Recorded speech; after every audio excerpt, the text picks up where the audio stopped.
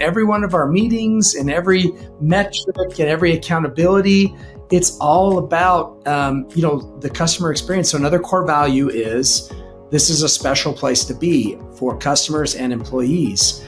And so we've got 7 of them. And so if it really isn't my car dealership is a special place to be, if you think about how hard that is to do in a business in general, but especially in the car business, it's just our hyper focus. We run everything through that filter. Welcome to Driven Loyalty, the podcast with proven strategies and expert insights tailored for automotive professionals looking to maximize retention, enhance customer experience, and drive sustainable growth. Here's your host, Jason Harris. Hey, what's going on, Podcast Nation? It is Jason Harris here, and thank you for joining me on another episode of Driven Loyalty, where I get to talk to anybody and everybody I want to talk to when it comes to just creating more loyal customers in the automotive industry. And I have a very special guest today. In fact, I've been looking forward all week actually to connect with this guest, and we have some cool topics to go through. But hey, I can't make cool content like this without our sponsor. And here's a quick message from our sponsor. This episode is brought to you by Podium. So here's a question for you.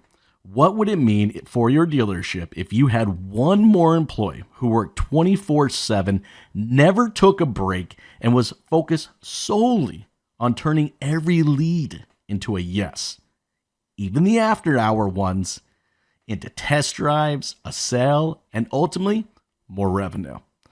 Well, let's meet Jerry, Podium's brand new AI BDC. Jerry is a lead conversation machine, ready to jump on every lead that comes in instantly. He can answer questions, keep those leads engaged, and even schedule test drives, all without any direct human supervision. And here's the best part.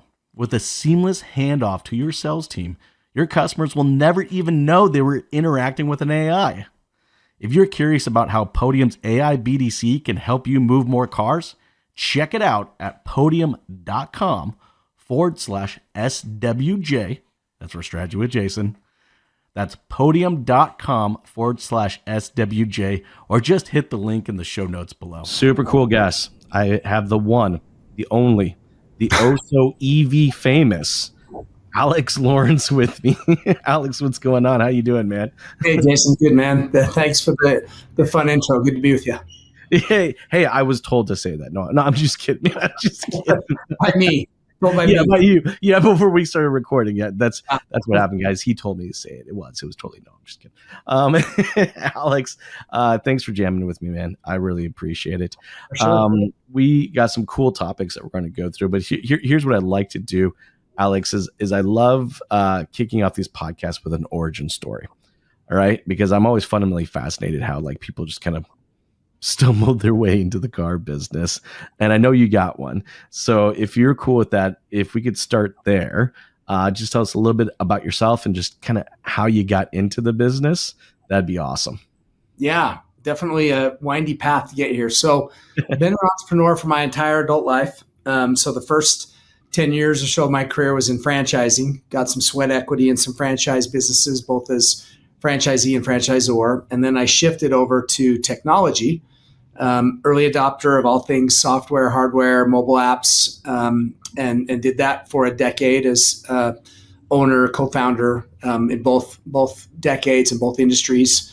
I started teaching a few classes in the entrepreneurship program at Weber State in Ogden. Took a period to set up the entrepreneurship program, kind of leave entrepreneurship as a business and more do the teaching side. Got a PhD actually at Oklahoma State University and got a tenured professorship at Weber State teaching sales. They have a 4-year professional degree in professional sales. And my agreement with Weber is that, if I still wanted to start a business, I could. Just couldn't compete with the university. Couldn't be an online university or something like that. Yeah. So for a few years, I didn't have anything, but my co-founder and I were talking, and he had this idea that he brought up to me about a marketplace for other people to buy and sell used electric vehicles. And both of us being early adopters and early Tesla fans, when he said that, I was like, wow, that seems like a really good idea. And so we started evcars.com. We acquired that domain and started building a marketplace for other people to buy and sell EVs. And during that time, the business model emerged that it would be free for private sellers, dealers would pay. And Sure. so in the previous, 25 years, I turned 50 in July, maybe 30 years, my entrepreneurial adventures either I was the customer or I was really close to the customer. And the customer in this case was car dealers, and I had no understanding at all how that they operated. So this same co-founder of mine had an old dealer's license. And so, coincidentally, I dusted that off with the intention of just kind of signing up for some of the software tools and buying a car and selling it, and just so I could understand the vocabulary a little more and how they functioned a little more, with no intention of starting an actual like real car dealership, Mm-hmm. So for about a year and a half, I would buy a Tesla at Manheim and ship it out here and sell it on my local marketplace while I was building evcars.com. And after about a year and a half, we'd sold, many millions of dollars in Teslas. And it was very profitable. And the epiphany for me and for him was, wait a minute, we've got another business here that we need to pay attention to. And so at that time, about 3.5 years ago, we made the decision that so evcars.com, both Logan, my co-founder, and I have big, only want to do big things at this stage in our life. And so that was meant to be the world's largest marketplace to buy and sell used EVs. And when we shifted, we said we wanted to do it with one focus, to be the world's largest seller and servicer of used EVs. And so that was the stated goal from day one. And so, bought 2 cars, and then bought 3 cars, and then bought 4, and then bought 8, and then leased a little dumpy place by my house, and started building a brand, and started thinking about what would look like a national brand and a national franchise. And then we acquired the ground that we're on now, built our prototype building, and bought another piece of ground or under construction with our other prototype building that has a 5-bay service bay. And now we're doing mobile service. And anyway, it's continued to be all in. We've never taken any money out in 5 years. We've been profitable for 5 years, and we just keep doubling down and going all in and really trying to fulfill that day one goal of like I said, being the world's largest seller and servicer of used EVs. Yeah, that is awesome. But you definitely bit by the bug. I'm gonna tell you, man. Once that's the car business, and I can kind of hear it because you're like, I bought one, then kind of bought another one, then we did like another couple others, and it like I can see it. I'm just like, yeah. That's what happens. You get a little success, a little win there, It's like, and then it gets in your blood, and oof, good luck. Here I am, a couple decades later, dude. It'll go by like that. Exactly. But that's awesome. That's awesome. And I your guys is very kind of, I think, cool and fresh approach, to the business, but also to the product. Look, here's the thing. EVs are cool. I don't give a crap what people say. It's like, I bought one. I didn't buy it because I'm trying to save the planet. I bought one because I can fit me, my whole family, all right, my in-laws, all right, hit a button and still outrun a Corvette. Do you know what I mean? Like, it just, I know.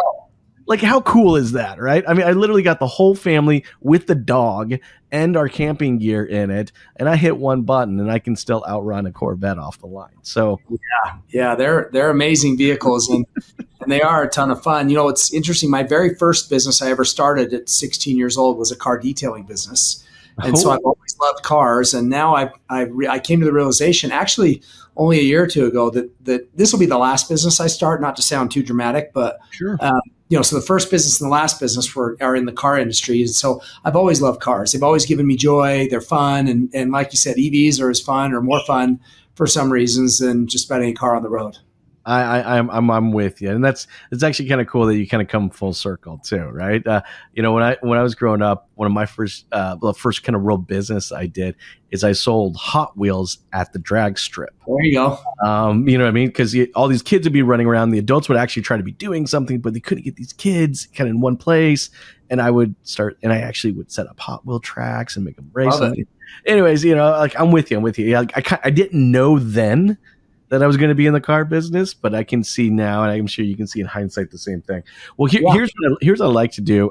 There's a lot we can talk about as far as EVs go, but I'd like to talk is a little bit more about the business first, if that's cool with you. This podcast it's driven loyalty, and you have taken, I think, some very interesting approaches to 3 areas of the business that I want to talk about: people, process, and technology. And your approach to these 3 as areas of the business, I think really can create very, very loyal customers. Can you kind of walk me through how you guys have kind of approached the people, the process, and the technology to do the business? Yeah, of course. And so, there's some benefits to being kind of an outsider or a newbie. There's some challenges too.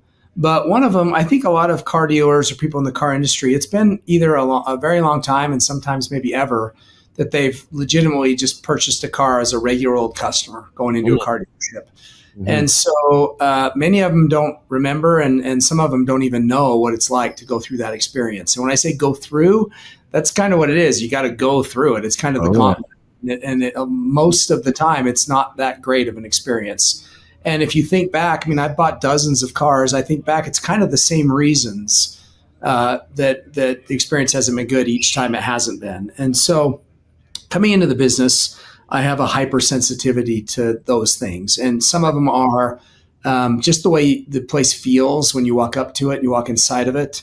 Our place it's all glass garage doors. When the weather's nice, we can open them up. And so there's fresh air and you can walk in through multiple locations. There's music pumping on the outside and the inside. It could be rap, it could be Christmas music, it could be country. It's just something fun and uplifting and not elevator music. And then when you walk in, nobody's waiting for you by the door, and they're not wearing a sport coat. Again, I'm not trying to hate on anybody, but we've got a graffiti wall and 9 85-inch televisions making one big wall, and a bunch of license plates and brick, and there's all this funky furniture, and we call it the billionaire's garage. You just walk in, it's just super cool vibe, and people are dressed in hoodies and Jordans and just chill. We're not trying to be 15, but just relaxed and comfortable.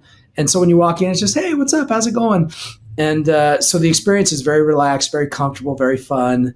And then from there, you only work with one person. So the people side of it, from start to finish, there's no back office, there's no F&I manager, there's no, floor manager, sales manager, whatever. And all of so that means you can really create a relationship, because you're not being handed off to 3 or 4 different people. It is really, from the moment I shake that one person's hand, that is the person that's going to take me through the full transaction. That's right. And so that's exactly right. So on the people side, they're working with one person, and the way they're compensated, they are compensated the same regardless of what car they buy. And so it doesn't have anything to do with gross margin or any of that stuff. And so they're just focused on being friendly and helpful and trying to connect them with the right car. And so that translates into low pressure. We also don't pitch them on a whole bunch of back-end products. The process itself, and this is some process, some technology we'll get into in a second, but it's very quick. It's very digital. So if somebody wants to be in and out of here quickly, they can be. If they want to ask questions and take some time, they can do that too. And so just the golden rule is, how would you want to buy a car? Well, I'd want help. I'd want to talk to an expert. I wouldn't want to be pressured. I wouldn't want to waste a bunch of time. And so those fix a lot of things that are broken in the car industry as a whole. And then, beyond that, we've got the best selection of EVs, and we know more about them than anybody else. And so they can come in, know that we're going to be able to answer the questions. We're going to have a great selection. We're not going to pressure them. Our prices are fair. And so just the overall experience from start to finish is, with the customer in mind. It's really about what's best for them, because I know I'm leaving some money on the table with some back end stuff, but we're just long-term thinkers. We're trying to build long-term relationships. And so we feel like that will pay off more than trying to squeeze everything we can out of them on a per basis. 100%. I think it will. You know what I mean? EVs are one of those fun things. Like it's a new piece of technology, right? And the EV market is continuing to evolve. Yep. What did I see? Was it BYD or the Chinese brand. I think their EVs are actually jumping up and down now and doing 360s.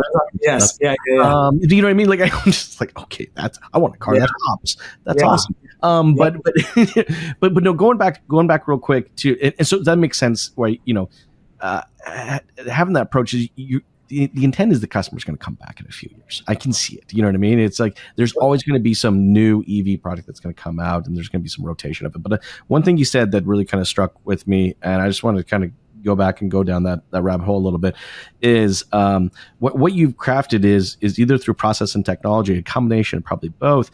You've crafted a buying process, not a sales process, right? Yep. So it's like, Alex, if I come to you and I want to buy, let's just say hypothetically, I don't even want to come for a test drive.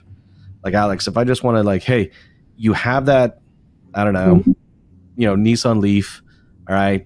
It's a Leaf, all right? I know it's not crazy fancy or crazy cool, but like it's what my daughter wants. Yep. And I just order it from you, and you can just have it sent to my house. I'll sign off of it when it comes here. Like, so I can do everything from that, or I can come in, and if I want to, I can negotiate for you for 6.5 hours, right? No, I'm not going to do that. Okay. I'm tapping out well before we're tapping out well before that. But yeah, I mean, you can decide how much time you want to spend here, and so everything can be digital, via email, and drop off, pick up. What I've found is that's pretty rare. People, over 90% of our customers is their first EV, and so they've got questions and they want to talk to somebody. They're just a little scared to come into dealerships. Sometimes they haven't had the best experience, and so we're really trying to build a reputation that, hey, yeah, drop by, ask questions. We're easy to talk to. We know the answers, and we're not going to, push you to buy a car. We'll sell you one when you're ready. You know what it reminds me, Alex? And, I'm going to date myself, and I'm sure you're probably there right there. One of my first jobs when I was very, very young was working at Radio Shack. Mm-hmm. Right. And you remember you got questions, we got answers. Right? Yes. Oh yeah. See, right. You remember that? Like, and it feels like you almost kind of created the Radio Shack of EVs here. And I love that. Right. Because it's kind of this local vibe of a place, but if I got a question, you guys have an answer. And it's one other thing I do want to kind of identify, because I think, again, this is something that helps create loyal customers, is you guys' commitment to product knowledge. I can't tell you how often we've accepted as an industry where, the customer knows more about the car than I do. What? Right? Yeah. Like, one of our core values, so we have 7 core values. One of them is we are the experts. That's there we go. Values. And so everybody here knows everything about all the EVs. Now, they are evolving. And so every once in a while, we're okay with saying, well, I didn't know that. When did that? And so it doesn't mean but overall, collectively, nobody knows more about them than we do. And that's a core value for us. That's a commitment. You know what I mean? And to me as a customer, that says a lot to me as a customer, because there's a level of confidence. I can go back if I got a question, kind of like Radio Shack, right? Back in the day, I got a question, you got an answer. That's right. Yeah. And that's the reputation we're trying to build. I'm curious, is there anything that you specifically do? All right. And I know there's never really one specific thing. There's always a combination of things that create a loyal customer. But is there one thing that you're doing right now that you're like, yeah, man, this thing I can definitely see is going to help and going to create that loyal customer database? That's a good question. I mean, one thing, the mobile service. I mean, because I can see how that's a biggie.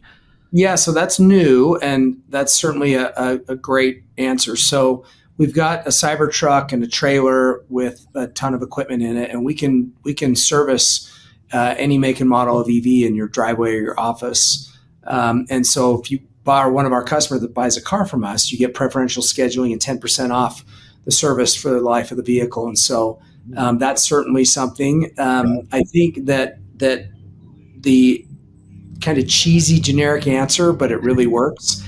If you read our 325 reviews, and out of 325, 322 are 5-star, and of the 322, they pretty much all have fairly detailed written comments that they are not coached on in any way. Mm-hmm. And of the three that are not 5-star, two of them are fake. And one of them is wrong. It's a gas car that I sold for a friend before it was even a dealership to an MA. So we got 100% and a high number of reviews. And I think the number one thing we do that creates loyalty is overall, we are trying to create the best buying experience they've ever had for any product ever. So it's not just a car, right? Nope. I just want to take a moment. Anybody out there watching, listening, not just a car, but any buying experience. Period. Any product, any service ever. And so when the bar is that high, you think about places like Nordstrom or, that have reputations for just being incredible, 5-star experiences or whatever you want to describe it. That's our North Star. That's our goal. And so that's our company culture. Everything is about that. And so when everything is about that one thing, and we're successful, of course that creates loyalty. Of course it does. Mm-hmm. Why? They're going to look for excuses. I have so many customers that have come back to me and to us and said, hey, I know you don't sell gas cars, but my wife or my father-in-law, they're not quite ready for an EV yet. Would you be able to find me a Hyundai Santa Fe? I mean, and I know nothing about Hyundai Santa. That's a real example. I just barely bought one for a friend. And I say, sure, I'll help you. And they just had such a good experience. They want to buy every car from us, even the ones we don't know anything about. That is awesome. And that does say a lot, right? I mean, I think, I remember when I started in the industry, that was the objective, by the way. Like I remember that being the objective. I wanted to be that guy. You know what I mean? Like, the guy. I got a guy. Car guy. Yeah, exactly. Right. That was an objective. And I feel like, over the years, the industry has gotten so transactional that it's straight away from being, from that being the objective of being, hey, I got a girl, I got a guy, and it's like, and I don't know about you, but I got a high off of that. Right. It's like some random person would show up and I'm like, and they would ask for me and I'm like, sorry, who are you? Well, so-and-so's ex-boyfriend, mother's cousin's aunt's niece said I should. I'm like, yeah, okay, that sounds great. Let's go. But we kind of lost sight of that being an objective. How do you guys maintain that as kind of a North Star for you guys? You just nailed it. I mean, in every one of our meetings, in every metric, and every accountability, it's all about, the customer experience. So another core value is this is a special place to be for customers and employees. Mm-hmm. And so we've got 7 of them. And so if it really is what my car dealership is a special place to be, if you think about how hard that is to do in a business in general, but especially in the car business, it's just our hyper focus. We run everything through that filter. And it's been expensive sometimes. It's been pride swallowing sometimes. It's been ego checking sometimes. All of the things. And but it's if you run it through that filter, the answer is clear. This is what we've got to do, even though it's expensive or painful or whatever. Now, it doesn't mean we get trampled on. And sometimes I've had this one's not so cut and dry. But yeah, if it really is your true focus, not just lip service or not just one item on a list or of 10. Marketing messages. Yeah. If it's who your culture is and who your people are, who you hire for, what your accountability metrics are associated with, the DNA of your founders. Yeah. It's going to permeate through the organization. Well, and I think that goes back to kind of what you were saying, your core values are, and I don't know, and it would blow me away if you guys didn't have a written down mission statement. I'm confident you might even have it tattooed on your arm. I don't know. We have our 7 core values. We don't have a statement in general, but yeah, no, it's. Well, I actually kind of like the fact that you don't. I like the idea there's values, because then there's you gotta move within those values, right? Right. But keeping that customer at kind of it's a very customer centric approach to it. Where guys, I mean, look, like I'll tell you, Alex, to be totally honest, the first dealership I ever worked at, they were money centric. Yep. All right. Not customer centric. Yep. All right. All right. You were rewarded simply based on how much money you took on each transaction. Not, no one talked about, well, what if they come back? You didn't care. You made 8 pounds on it. You know, like, right? That's right. No, that's right. And that is, I mean, a lot of people have a hard time admitting that's, you know, the culture and the history for, you know, the vast majority of car dealerships over the last several decades. And it's a hard thing to unwind. It's a hard thing to reconcile. But I mean, it matches my experience as a car buyer of dozens of cars over the last, 30 years. Well, no, dude, I'm with you 100%. Hey, I love talking about the business. We'll transition a little bit because since I got you on here and I haven't had a chance to actually talk about EVs yet. I'm like, I should talk a little bit about EVs. There's a lot going on right now in the industry talking about EVs, especially on everything from tax credits to there's a lot of misnomers about EVs and stuff like that. Like what's kind of a hot topic right now for you guys? What are you dealing with from a consumer perspective? Yeah, I mean, the tax credit, no question, is a big deal. Sure. And so there's the new EV tax credit and the used EV tax credit. Obviously, the used is where we come into play. And so, it's been on Trump's list of things that he's going to get rid of. And they haven't officially come out with it to my knowledge, but there's rumors saying that in the first 100 days, that's going to be one of the things they get rid of. I think it's going to be tougher than that because it's part of the Inflation Reduction Act. So it's a law, not just a mandate that they can't just sweep. They have to get some support and stuff. And I'm actually fine with, I'm a capitalist. I'm a conservative person politically and personally. And so I'm fine with getting rid of government incentives. I don't love the government involved in business, which will hurt my business. I mean, I was profitable and busy before the tax credit. I know that we will be after. But I say that a little bit with an asterisk next to it, the same that as Elon Musk says, because he says the same thing. Hey, get rid of it. The amount of subsidies that the EV tax credit provides in comparison to the subsidies that oil and gas subsidies for that relate to ICE vehicles get is still less. Oh, yeah. And the oil and gas subsidies we're talking tens of billions of dollars, maybe even hundreds over decades. And so, if you're going to get rid of one, you got to get rid of the other. That's all I'm saying. Now, I'm not naive enough to think that that's what's going to happen because this is political more than it is anything else. And so there's a lot of push and pull there. But that'll be interesting to see. I believe that the tax credits are going to be removed. I just am not. I think second quarter, but I don't know. I mean, Trump might have something up his that can make it a little faster or slower. The interesting thing is a lot of these new car manufacturers and dealers, they were forced to adopt EVs. They were forced to take them on their lots and build charging infrastructure on their lots, and manufacturers were, forced to do some things. And it doesn't matter if you agree or disagree with that. It happened. And now they're going, hey, wait a minute, Trump, don't get rid of all this stuff immediately. We had to spend all this money, make all this investment, hire all these people, and we don't want to just lose it all overnight. So can we do a phase out?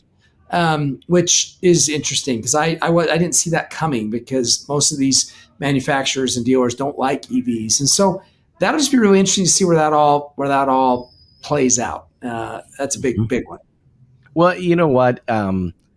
I think what we're really going to see is you're going to see the dealers out there that really just operated from the perspective of just, hey, there's a credit here and it's a bit of a cash cow. I'll just kind of keep grabbing it, right? Versus the ones that are actually committing to the operations, right? Look, there was, I guess it's about a decade now when Volkswagen went through their diesel scandal. Okay. And, you want to talk about a car you couldn't sell? Yeah. Yeah. I mean, these cars were sitting on the lot and some of them over a year, just you couldn't sell a diesel product that came from the Volkswagen family of products if your life depended. But guess what? They still sold them. They still, there were still operators out there that figured it out. Right. and made it happen. And that's the one thing I really do love about this industry is just how resilient, like good operators like yourself, just how resilient the industry can be. And just it's like, hey, look, if there's a will, there's going to be a way. All right. Maybe the amount of people out there that might be shopping for this product might all of a sudden get a little bit smaller. All right. But hey, dude, there was a time, I'm telling you right now, I can't tell you the articles I read that, hey, millions of cars are going to sit rotting on dealerships' lots because nobody's ever going to buy a diesel again from this. And hey, every single one sold. Every single one sold. And they're out there burning whatever they're not supposed to be burning. Right. Yeah. So I'm with you. I don't think it's going to be as big of a deal. Maybe people are saying it is. Let's go into some of the. I got a couple more minutes with you, but I would like to go over some of the EV myths because I think there's some fun ones out there. Right? What would you say would be some of the most common EV myths that you have to communicate to potential new buyers? Yeah, I mean that the battery's gonna go bad, and you're gonna have to put a $20,000 battery in it, and so what are you gonna do then? The data is very clear. That is just so statistically and incredibly rare, Sure. And it's only for old ones. So yeah, 2016 and earlier, you got a single-digit chance of a battery replacement. I've seen stuff anywhere from 5% to 8%. So that's very low for an old car. Yeah. But as you get up past that age, it starts to get down to like 1%. And so, I mean, I can tell you I've had over 1,500 EVs, and I think I've had 4 with battery issues, and 2 or 3 of them were under warranty.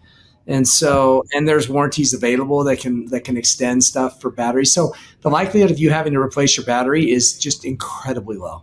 It's not zero, but they're performing a lot better than even the manufacturers had hoped for. And so that's a very almost impossible, but extremely unlikely thing that's going to happen. The other is around charging. If you have any kind of a wall that you control, so whether it's a garage or a carport or whatever, you can install a charger in your home. With us, the charger and the installation labor and materials is $1,500 total. And you now have a gas station at your house essentially for your car.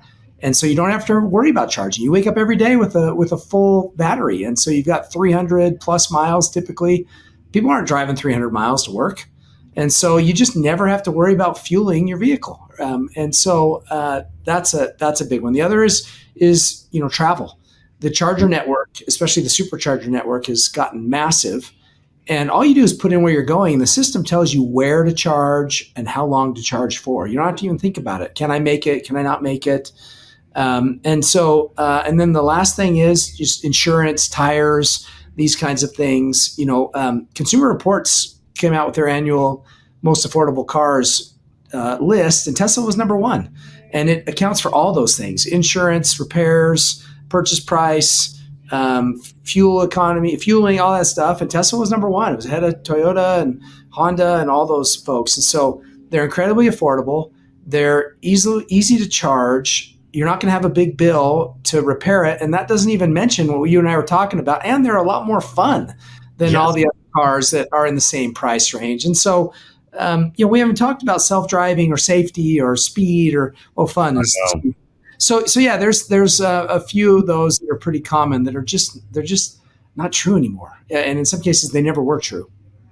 That is 100% true. That is 100% true.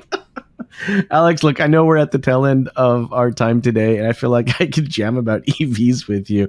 I feel one of these days I'm going to come out, me and you're just going to take a drive. And we're going to do another podcast in some EVs. That's what we're going to do. Look, it's a fun time to be in the business. I'm so glad that you chose to get in the business. Wildly impressive, your approach to the culture and your staff, and the process and the people and the technology that are required to ultimately create loyal customers. Hey, there's no surprise to me at all that you got a PhD in some of this stuff. And I'm not, guys, for out there, I'm not saying Papa has dealer. I actually mean he has a PhD. Hey, any final thoughts before I let you go, Alex? It is a really fun industry, and I love selling cars. I love servicing cars. I love dealing with customers. And so I'm really grateful to be in it. I've had some really great mentors, made a lot of great friends. And, I'm hard on us as an industry, and it keeps me sharp. I think it's fine to look in the mirror and ask, how are we doing on all these golden rule kinds of things? But, I'm really optimistic about the future for us and our business and EVs.